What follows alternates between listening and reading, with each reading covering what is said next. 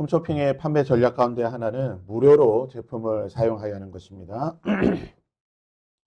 무료로 사용하는 것은 화장품부터 시작해서 옷이나 가구, 가전제품에 이르기까지 품목도 다양합니다. 보통은 일주일 정도 제품을 사용하고 마음에 들지 않으면 반품이 가능하다, 무료 반품, 전액 환불이 가능하다라고 광고를 하게 됩니다. 그런데 보통은 사람들이 무료로 사용하게 되면 큰 문제가 없으면 그냥 그대로 사용을 하게 됩니다. 일부 특수한 경우도 있긴 있지만 대부분의 사람들은 그냥 무료로 사용하다가 그 제품을 꾸준하게 사용을 하게 되는 것입니다. 그래서 업체들도 이러한 무료 제품, 무료 사용이라고 하는 이러한 전략을 쓰게 되는 것입니다. 발람은 거짓 선지자의 대명사입니다. 그는 이방인임에도 불구하고 여호와 하나님에 대해 알고 있었고 뿐만 아니라 하나님께 제사를 드리며 여호와의 이름으로 예언도 하며 축복과 저주도 선포하였던 사람입니다. 놀라운 사실은 하나님께서 그의 제사를 받으시고 그에게 계시하셨을 뿐만 아니라 그의 말대로 축복과 저주가 실현되기도 하였다는 것입니다. 그랬기 때문에 모압 왕 발락은 이 발람의 신통함을 듣고 그를 불러서 이스라엘을 저주하라고 많은 복채를 주며 그를 불렀던 것입니다.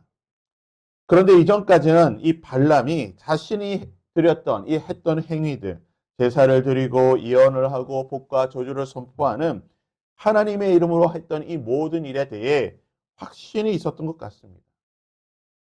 그가 하던 대로, 그가 하는 대로 축복과 저주가 이루어졌기 때문에 그는 자신의 이 행위에 대한 확신이 있었습니다. 하지만 발락이 불렀을 때는 달랐습니다. 하나님께서 한 번에 그가 가는 것을 허락하지 않으셨고 또 나귀의 사건이 있고 하나님께서 그에게 계속해서 내가 하는 말만 전하라고 하나님께서 계속 거듭 그에게 경고하셨기 때문에 그는 자신이 해야 될 일에 대한 확신이 없었을 것입니다. 그래서 그는 반신반의하며 첫 번째 제사를 드리게 됩니다. 근데 성경은 그가 첫 번째 드렸던 제사의 장소를 바알의 산당에서 드렸다라고 말합니다. 여호와 하나님께 드리는 제사를 바알의 신전에서 드리게 됩니다. 놀라운 사실은 하나님께서 그 제사를 받으셨다라는 것입니다. 그리고 그에게 계시도 허락해 주셨습니다. 두 번째 제사를 드렸던 것은 소빔들 있는 비스가 꼭대기에서 제사를 드렸다라고 말합니다. 보통 이 고대 근동에서 산의 꼭대기라고 하는 것은 신전이 있습니다. 당시 이 모압이 섬기던 신은 바알과 그모스 신입니다. 그래서 성경학자들은 이 비스가 산 꼭대기 역시 그모스의 신전이 있던 곳이라고 추측을 하고 있습니다. 그런데요, 그모스 신전에서 여호와 하나님께 드렸던 이 제사를 놀랍게도 하나님께서 받으셨다는 것입니다. 그리고 그곳에서도 역시 하나님께서 계시를 허락하셨습니다. 이제 세 번째 발락이 발람을 부르는 곳이 어디입니까? 부올산 꼭대기로 가서 이스라엘을 저주하라고 요청을 하고 있습니다. 이 부올산 꼭대기 역시 아마 모압이 섬기던 그모스나 또는 바알의 신전이 있던 곳이었을 거라고 추측이 됩니다. 이 이방 신의 신전에서 여호와 하나님께 세 번째 제사를 드리는데 역시 하나님께서 이 제사를 받으셨습니다. 놀라운 사실은 오늘 말씀 1절에 이렇게 말합니다. 발람이 자기가 이스라엘을 축복하는 것을 여호와께서 선히 여기심을 보고 전과 같이 점수를 쓰지 아니하고 그의 낯을 광야로 향하여 이스라엘을 바라보았다라고 말하고 있습니다. 오늘 말씀에서는 발람이 그 전에 드렸던 두 번의 이 제사와 그리고 계시의 말씀을 점술이라고 표현하고 있습니다. 왜 점술입니까? 이방신의 신전에서 하나님께 제사를 드렸다는 것입니다. 아마 발람도 뭔가는 좀 불안했던 것 같아요. 그래서 내가 하나님께 제사를 드리는데 하나님께서 나에게 말씀해 주지 않는다. 왜? 이방인의 신전에서 하나님께 제사를 드리니까 하나님께서 나에게 말씀하지 않는다. 아마 그 나름대로 이런 꼼수를 썼던 것 같은데 그럼에도 불구하고 이런 점수를 꼼수를 씀에도 불구하고 하나님께서 그의 제사를 받으시고 그에게 말씀해 주셨다는 것입니다. 놀라운 사실은요. 발람이 이스라엘을 축복하자 하나님께서도 이스라엘을 축복해 주셨다는 것입니다. 성경 말씀에 이스라엘을 축복하는 자를 하나님께서 축복해 주시고 이스라엘을 저주하는 자를 하나님께서 저주하신다라고 말하고 있습니다. 민수기 22장 12절에 보면요. 하나님께서 발람에게 계속해서 말씀하셨던 것이 무엇입니까? 하나님이 발람에게 이르시되 너는 그들과 함께 가지도 말고 그 백성을 저주하지도 말라.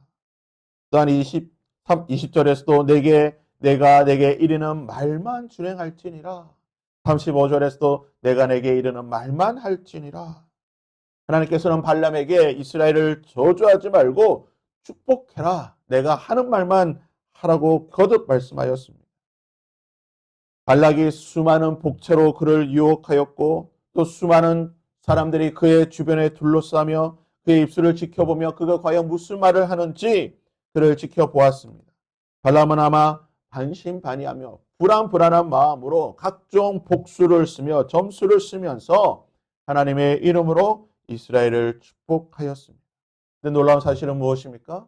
그가 이스라엘 백성을 축복하였음에도 불구하고 그가 죽지 않았다는 것입니다. 원수의 적진 한가운데서 하나님의 백성을 축복하였음에도 불구하고 그가 죽지 아니하고 그가 평안했다라는 것입니다. 이스라엘을 축복하는 자를 하나님께서 축복해 주셨다라는 것입니다. 그런데요, 이 사건의 시간이 얼마나 걸렸을까요? 지금 발람이 한 번, 두 번, 세 번에 걸쳐서 이 일을 하고 있는데요. 이것은 단 하루 만에 일어난 사건이 아닙니다. 적어도 보름 이상 아마 한 달 정도는 걸리지 않았을까 생각이 됩니다. 부올산 꼭대기, 소빔들, 바알의 신당, 이 이스라엘 200만의 이스라엘 백성들이 있는 이 둘레를 쭉 돌아다니면서 세 번에 걸쳐서 오랜 시간 동안 이스라엘 백성들을 축복하였다는 것입니다. 아마 발람은 이 첫 번째 축복을 하고 난 뒤에 계속해서 살펴보았을 것입니다. 이스라엘에게 무슨 일이 있는가? 나의 신변이 무슨 일이 있는가? 그는 계속해서 살펴보았을 것입니다. 그런데 아무런 일도 일어나지 않습니다. 본문 말씀은 뭐라고 말하고 있습니까? 이스라엘을 축복하는 것을 여호와께서 선히 여기셨다라는 것입니다. 하나님의 이름으로 이스라엘 백성들을 축복하였더니 자신들을 둘러싸고 있던 모압 사람들이 자신을 해하지 않고 오히려 자신도 평안하고 이스라엘이 평안한 것을 보았다는 것입니다. 그러자 이제 발람은 자신의 태도를 바꿉니다. 당당하게 그의 얼굴을 들어서 이스라엘을 바라보며 하나님의 이름으로 이스라엘을 축복하고 있는 것입니다. 그가 이렇게 할 수 있었던 비결이 무엇입니까? 9절 말씀에 그가 축복한 대로 이스라엘을 축복하는 자를 하나님께서 축복해 주실 것이고 이스라엘을 저주하는 자를 하나님께서 저주하실 것이라고 합니다. 이 말씀이 이루어지는 것을 보았다는 것입니다. 하나님의 말씀대로 하니 하나님의 말씀대로 이루어지는 것을 보았다는 것입니다. 사랑하는 여러분, 하나님께서 아브라함을 부르시면서 아브라함에게 하셨던 말씀이 무엇입니까? 너를 축복하는 자에게는 내가 복을 내리고 너를 저주하는 자에게는 내가 저주하리니 땅의 모든 족속이 너로 말미암아 복을 얻을 것입니다. 발람이 축복하였던 그 말씀, 이스라엘을 축복하였더니 발람도 하나님께서 그의 생명을 지켜주셨고 이스라엘도 하나님의 복을 받는 것을 그가 보았다는 것입니다. 말라기 3장 10절에서 하나님께서 이렇게 우리에게 말씀하고 계십니다. 만군의 여호와가 이르노라. 너희의 온전한 11조를 창고에 들여 나의 집에 양식이 있게 하고 그것으로 나를 시험하여 내가 하늘 문을 열고 너희에게 복을 쌀 곳이 없도록 붙지 아니하나 보라. 무슨 말씀입니까? 하나님을 시험하여 보라는 것입니다. 이것은 단순히 11조를 드려라 이 말씀이 아닌 것입니다. 그냥 11조를 드리면 하나님의 복을 받는다 이 정도의 수준의 말씀이 아닌 것입니다. 나를 시험하여 보라. 나의 말대로 해보아라는 것입니다. 11조뿐만 아니라 나의 말대로 하나님의 말씀대로 한번 살아보라는 것입니다. 때로는 그것이 위험할 수도 있고 때로는 그것이 불합리해 보일 수도 있고 때로는 그것이 나에게 손해도 될 수 있겠지만 나의 말대로 한번 살아보라는 것입니다. 나를 시험하여 보라. 내가 너를 축복하는지 내가 너를 저주하는지 내가 나의 말대로 너에게 행하여 줄 테니 나를 시험하여 보라. 사랑하는 성도 여러분, 하나님의 말씀의 능력을 믿으십니까? 하나님께서 말씀하신 대로 너를 축복하는 자를 내가 축복할 것이요 너를 저주하는 자를 내가 저주할 것이니 너는 보게 될지니라. 이 말씀의 능력이 오늘 하루 우리 가운데 이루어지기를 바랍니다. 오늘 하루 하나님을 한번 시험해 보시기를 바랍니다. 하나님의 말씀대로 한번 살아보시기를 바랍니다. 하나님의 말씀대로 여러분의 삶을 하나님께 의탁해 보시기를 바랍니다. 하나님께서 과연 우리에게 무엇을 행하실지 하나님을 시험하여 하나님의 살아계심을 경험하는 저와 여러분이 될 수 있기를 주님의 이름으로